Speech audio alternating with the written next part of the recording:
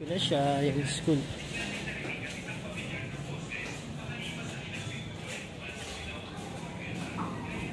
Ayo.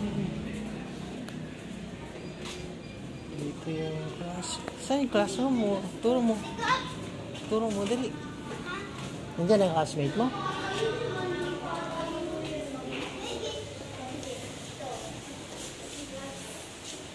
Saan yung classmate mo?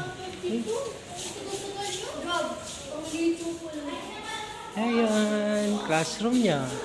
Kunti lang sila. Oh. Yan.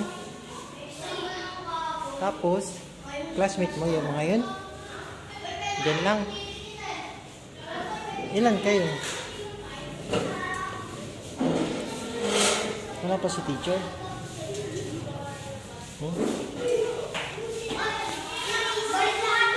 Ha?